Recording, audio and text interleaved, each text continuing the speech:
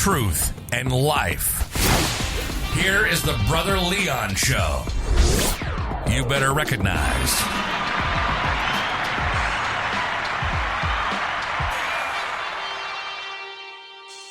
What's going on, listeners? This is your boy, Brother Leon, and you are tuning into another episode of the Brother Leon Show. So today, guys, I'm not going to lie, man. I know God must be talking to me, and I'm not going to lie, man. Have you ever had a dream that was so intense that you woke up and was like, am I dead? Am I still alive? I'm serious. I had one of those dreams, and I'm not going to lie. That daggone dream felt so daggone real. I'm like, man, and I could not get that dream off my mind. That's the God knows truth, because I think the one thing that is actually showing me with the symbolism behind it is that, okay, we cannot allow ourselves to be asleep when storms are happening. Because the symbolism that was in my dream, I'll tell you my dream right here. I dreamt that I was asleep. And I dreamt that in this dream, it was like something was trying to wake me up. I could feel stuff on my body, like, you know, certain parts of my body that, you know, if somebody touch you there, you just automatically jump. So, you know, I felt that. And then I was like, okay, I got up, took my CPAP mask off and everything like that. And then the crazy thing about it, the room, my room was dark. And I think the crazy thing about it is that I could not turn on the light. Every light in my room was like, it wouldn't even work. But my CPAP mask was good. That was working. And it felt so real because, it's normally, okay, words that I would normally say. I would normally say, all right, let me get on up, see what's going on. And so when I couldn't turn on the light, I was actually thinking, okay, something must have blew out. Because that's how my room is laid out. Like something could be blown out in my room, but then certain stuff still work in the room. And that's what I thought that was happening in the dream. And the crazy thing about it is that I normally dream in color. This go around, the dream was black and white. I hardly ever dream in black and white. But then I began to go look. And the crazy thing about it, I went to the window to see, to look outside, to see if the lights and stuff was on. But it was crazy because it started off being the room that I have right now. And then the window that I ended up looking out from was a window that was in my parents' room at my old house. And when I looked out the window, I was shocked because it was dark, it was raining. And the crazy thing about it, it was like a storm was taking place, or a storm went through, and all I could see was these cars piled on top of each other. I saw the school bus, and I saw all this stuff, black stuff that looked like mud, and then the house across the street, the house that I knew across the street, because where I used to live at was nothing but row homes. It was one row home gone, and all I could see was the heel of where the house stood, because across the street, the house had two families living on one side. One family lived on one side, the other family lived on the other side. And then the next thing you know, there was these real long steps, and then you had a hill. And I ain't gonna lie, it was crazy. I used to wonder how they used to cut that hill every summer. But when I looked out the window, that's all I saw. And then I started thinking in the dream, how could I have slept through all of this? And then I was up here thinking, okay, where's my wife? And then the crazy thing about it is that I woke up. And when I woke up, the first thing was on my mind was, am I dead? I'm serious. That dream rattled me that much. But the sentiment in the dream was, how could I have stayed asleep for something like that? How did I miss it? And then, trying to find my wife. And it was just crazy. Because the neighborhood was familiar. The houses were familiar. And the crazy thing is, our street just went up one way. But when I looked up, and it was cars parked, you could actually park on both sides of the street. but it was traffic going one way. But when I saw all the cars piled on top of each other, it was, the cars parked on both sides of the street. And then, it just seemed like the storm just brought through all these daggone cars on top of each other. I remember seeing a bus laying sideways, school bus. And man, that dream had me rattled. And I began to pray. I was like, okay, Lord, what does this mean? And I began to really ponder on it today, asking God, what does that mean?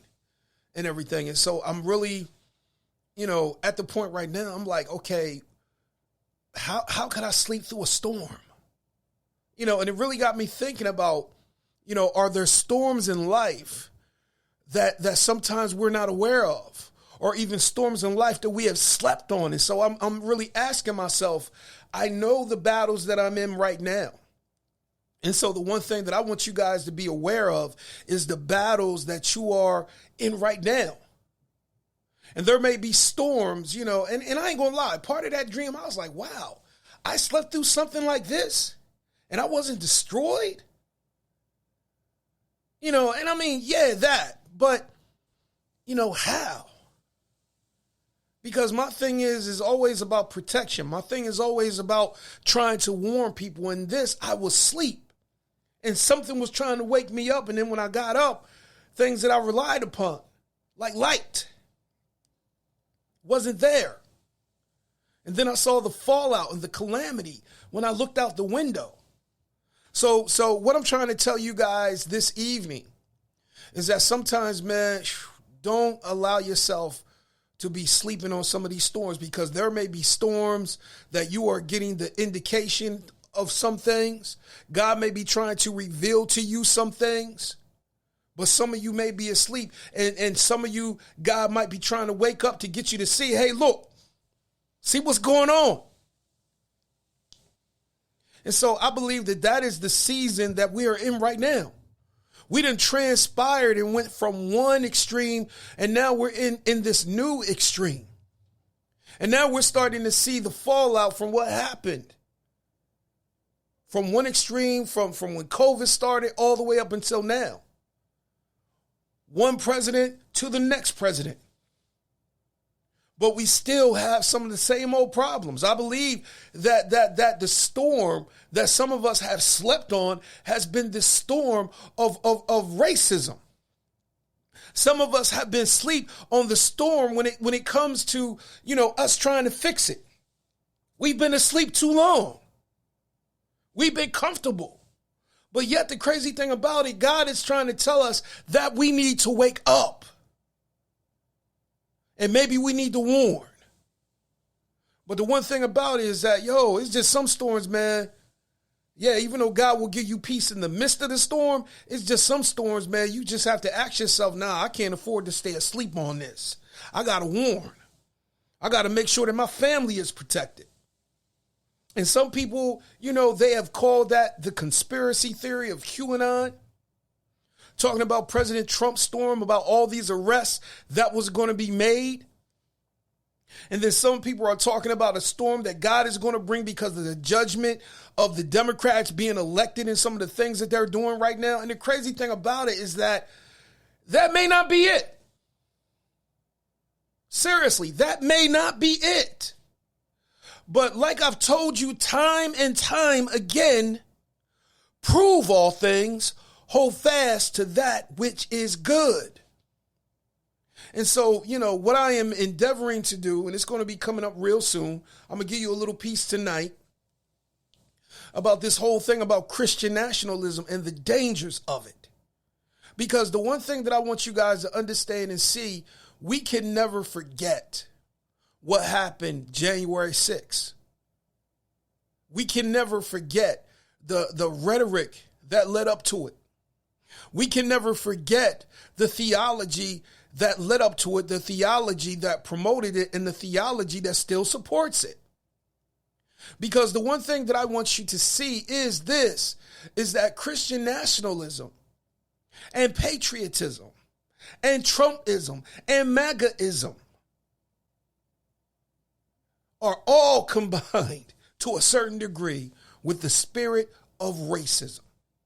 And a lot of people don't want to talk about it. And the one thing that I want you guys to understand and know is that racism is and will always be a team sport. And the crazy thing about it is that there are some people that don't even know that they're being used by the spirit of racism and white supremacy. Some of them do, some of them don't. But like I say, you're complicit, you're agreeable when you stay silent.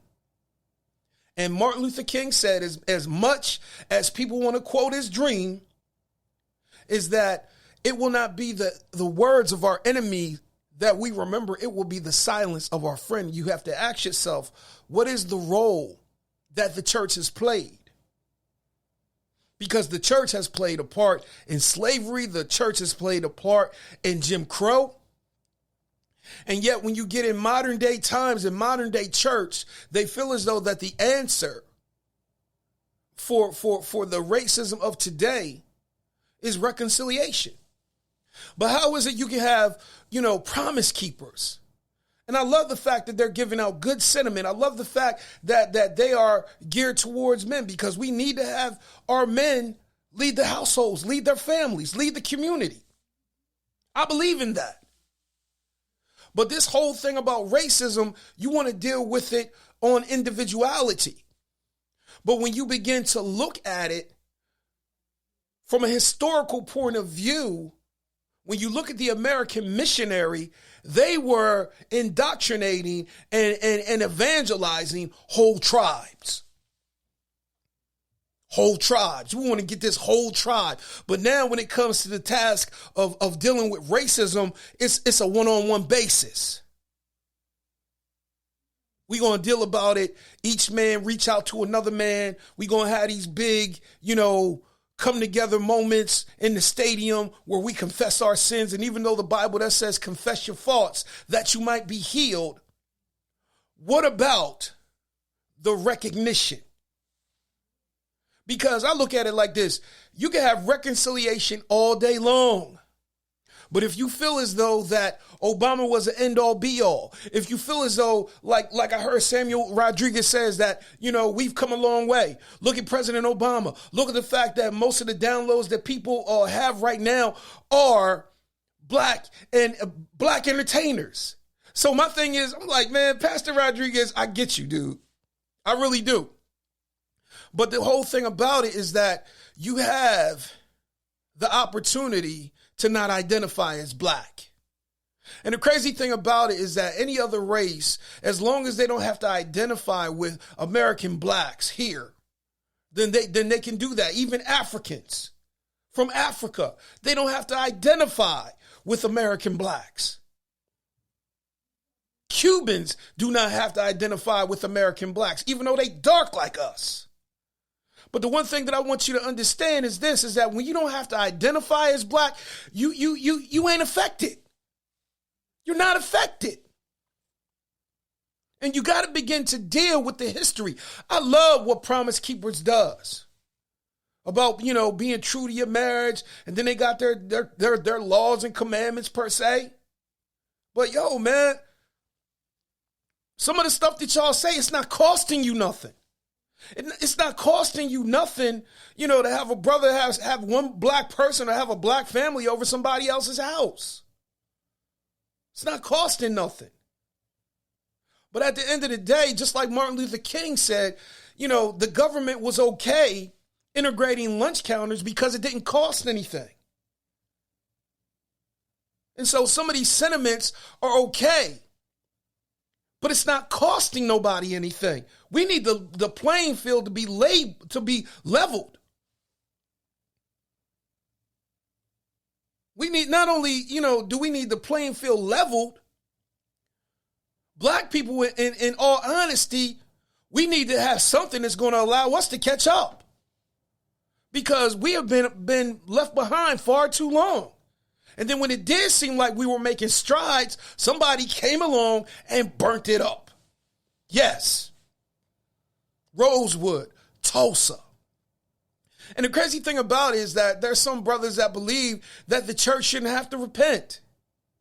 But the crazy thing about it is that you have benefited from the system for years. And I hear the thing, well, I ain't had nothing to do with it, but you benefited from it. It's almost like, hey, I didn't have nothing to do with the robbery, but yet the money from the robbery allowed my kids to go to college. The money from the robbery allowed me to buy a new house, even though I didn't rob the bank, even though I didn't drive, the car. My uncle did. My grandfather did. And he stored up the money. And so the crazy thing about it, when you begin to look at the history of this nation, and when you begin to look at the silence of the church, and when you begin to look at not only the silence of the church, but also the part that the church played, and then we want to say reconcile. And one thing that I've told you guys is this, is that the church is a conduit to the community. The White House is a conduit to the nation. So whatever comes out of the church goes into the community. Whatever comes out of the White House goes into the nation.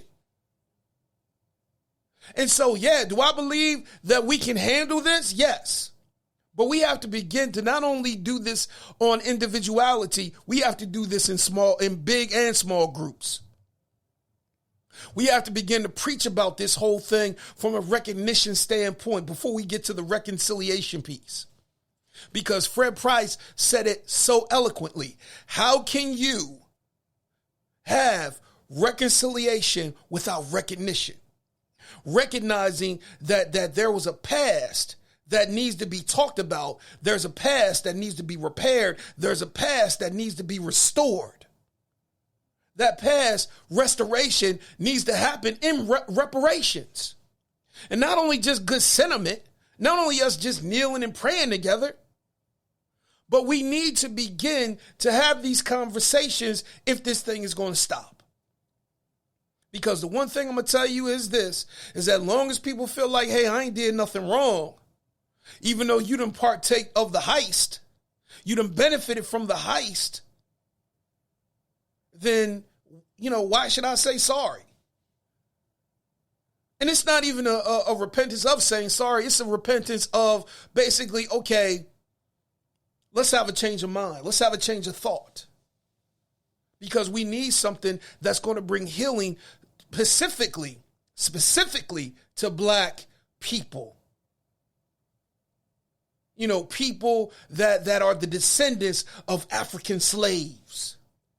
People that have been brought over here. And when you start putting diversity in the conversation, what it says is, we'll do anything, we'll have anything for other ethnicities except Black.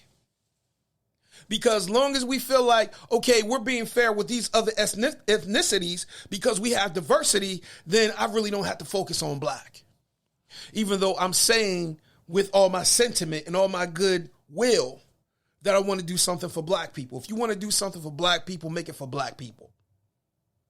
Let's take the diversity out of it. Because when you talk about diversity, anybody else or any other ethnicity can get in there. And other ethnicities have benefited from programs like that, have benefited. But when it came to American Blacks on American soil, nah. Everybody try to say, affirmative action.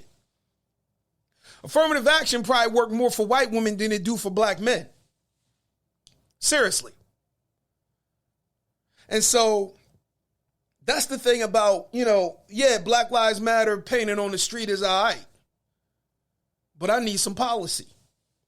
And so, I'm like this. Hey, we elected Joe Biden. So, hey, Papa Joe, we need to see something. I like the fact that you are, doing something with the prisons. I like the fact that you're doing something with the LGBTQ. I like the fact that now there's talk about putting Harriet Tubman on a $20 bill. But having her on the $20 bill isn't reparations.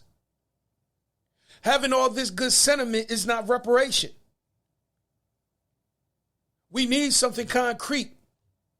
We need something whereas they cannot take away our voting rights. We need something that's going to give us a level playing field. And I'm going to tell you, man, Having people over for dinner ain't going to do that. It's a start.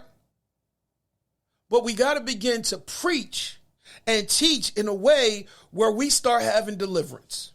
And I know that the conversations are going to be uncomfortable. They need to be uncomfortable. Because a lot of us, man, we don't like it when God begins to do the pruning so that he can bring forth more fruit.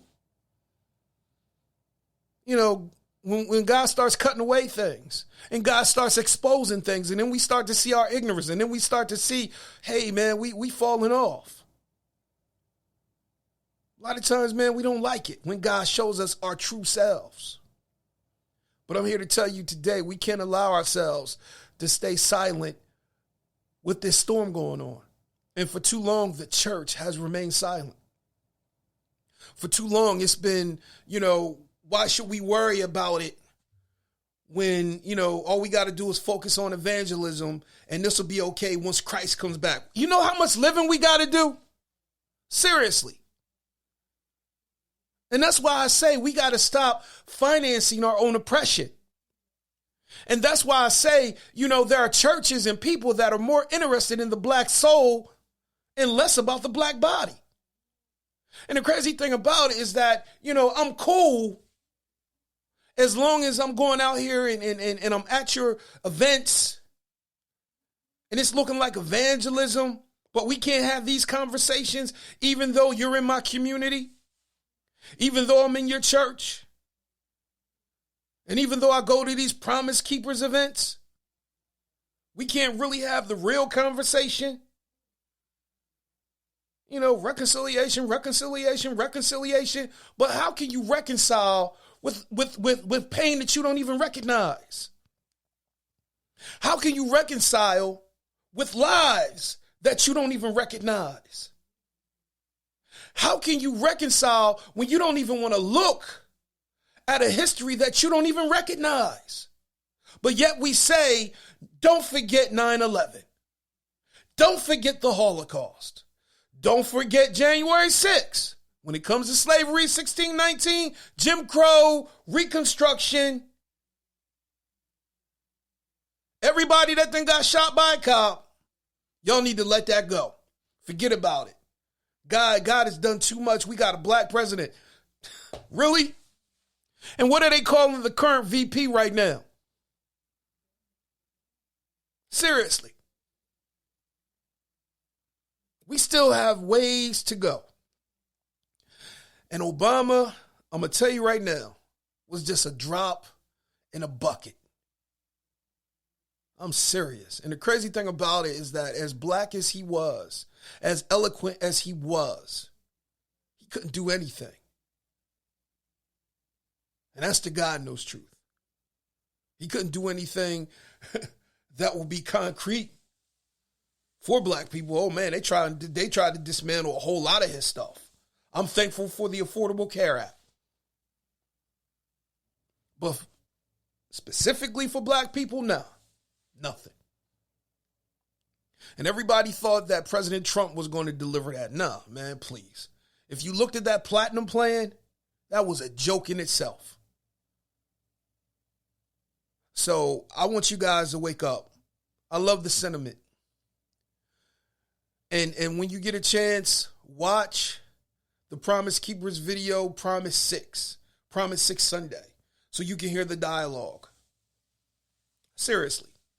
Because some of the dialogue that I heard, I'm like, wow, man, why did it take you so long to recognize? Or why did it take you so long to say something? Because I look at it like this. If it took George Floyd for the church to wake up, man, we've been asleep too long. And just like that dream that I had, the first thought in is, how is it that I slept through all of this? Seriously, that was my thought. How is it that I could have slept through all of this? And so this is what I want you guys to understand and see. That it's some storms that you can't allow yourself to stay asleep on. With that, I'm out. Peace.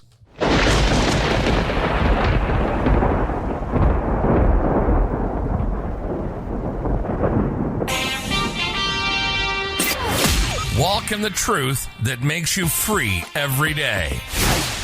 Follow Brother Leon on all social media outlets.